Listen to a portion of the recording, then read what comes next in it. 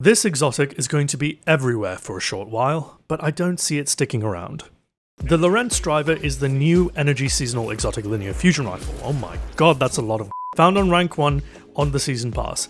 It sort of looks like an Arbalest, charges like an Arbalest, takes up an exotic slot like an Arbalest, and has aim assist like an Arbalest. So, is it just an energy Arbalest? Yes and no. This weapon has a bit of a learning curve to it if you're not used to using a linear fusion rifle. Unlike many of the people who released videos on this weapon yesterday, I'm not a god at this game, so I can't make the gun look more broken than it actually might be. I played around 4 hours of Crucible last night and started to get the hang of it around hour 2, and whilst I believe that it's a very good weapon, as are most linear fusions in the Crucible, I really don't see it becoming a big issue. My name is Ascendant Nomad, and this is my first look at the Lorentz Driver.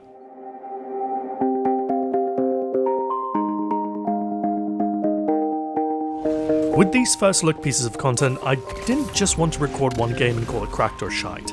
I wanted to take my time with this weapon and really get to grips with it so I can give you a more accurate reflection of what this gun is and isn't. And honestly, it's a strange one. Let's do the usual fare and break the weapon down, then talk about my observations in PvP. This gun has 4 standard perks. Arrowhead Break, which boosts the recoil direction to 100, which is just lovely. Enhanced Battery, which increases magazine size. Its unique perk, EM Anomaly, which is a main feature of the gun. A precision final blow with this weapon creates an implosion that pulls in nearby targets and damages them with an additional detonation. And finally, Composite Stock for stability and handling purposes. The exotic perk is called Lagrangian Sight, and it's quite an interesting one. This weapon marks targets with an automated targeting system. Final blows on marked targets generate a telemetry pattern. Picking up telemetry patterns grants bonus ability energy. Collecting 3 telemetry patterns without dying grants this weapon bonus damage for a long duration. And if you have also managed to stay awake, congratulations, please see me after class, you get a cookie. As far as linear fusions go, because it's not a heavy, you can only really compare this to Arbalest, which is also an exotic, and honestly, the statistical comparison favours Arbalest. It may have 1 less aim assist point than the Lorentz, but as we all know, aim assist scales with range, and the plus 16 range RB has over the Lorry more than makes up for it. The Lorry wins big on handling and recoil direction, but since they're both heavy single-shot weapons, this doesn't matter in practice as much as it would suggest on paper. Now, those are the stats, that's the weapon. What about how it feels in PvP? Full disclosure, I'm on PC with mouse and keyboard. Honestly, just the act of shooting the weapon is incredibly reminiscent of RB. I can't pull off crazy kills from crazy distances as often, no doubt thanks to the low range of this weapon, but I can do standard RB things with the Lorry just fine. Aim assist is definitely doing a lot of heavy lifting at times, but that's linear fusions in a nutshell. Overall, the Lorry still requires some thought to use well, but the RB is still more forgiving. I feel the same way about EM Anomaly, the black hole that spawns when you get a headshot. It does a flat 120 damage to players, so you're only ever going to get a double kill if the person sucked in already has chip damage done to them. From my observations, it looked like that 120 damage from the black hole's detonation is actually an AoE thing, so if multiple people are in close proximity after they detonate, they can sort of give damage to each other, resulting in more reliable multi-kills. But that is a big what-if scenario, because in my experience the only time people are conveniently bunched together is capping the first point of the game. Other times it's random and infrequent.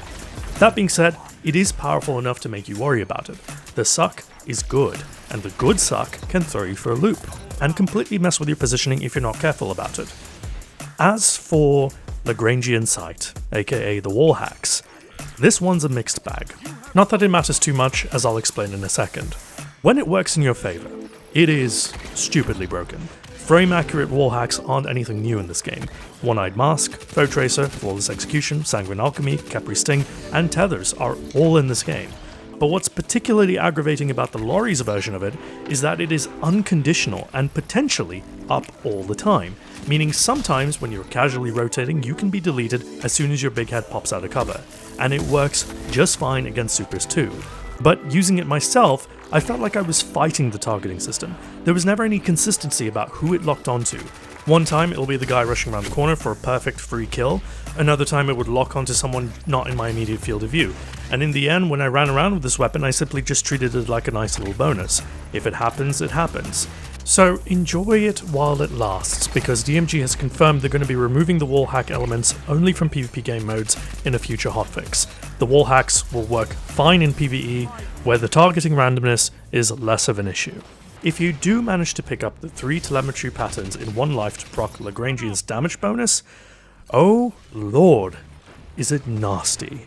It is a guaranteed body shot kill and it lasts for 30 seconds. The seasonal artifact scavenger mod reduces the cost from 4 energy to 3 energy, and even though scavengers don't stack anymore, I always had plenty of ammo. It's like a kill clip sniper with a charge time. It was absolutely filthy. This payoff is absolutely worth the headache that is the targeting system, and it works supremely well. Oh, and if you were wondering, yes, you can still body shot it with high energy fire with a charge relight build, or with inertia override, which recently got a buff so it lasts 6 seconds. Yeah, nothing to scoff at. Despite all of this and what I've just said, I'm using this until I get the catalyst unlocked. I'll play with it some more, but unless this thing turns out to be some defining part of a build or strategy for trials, I'll be moving on, much like everyone else will be in a few weeks. Why? Because this is not worth using over the Vex Mythoclast. Wait, what? Why this comparison? You said it can only be compared to Arbalest. Yes, I did. Apples to apples, it's an energy Arbalest. But it's an exotic in the energy slot.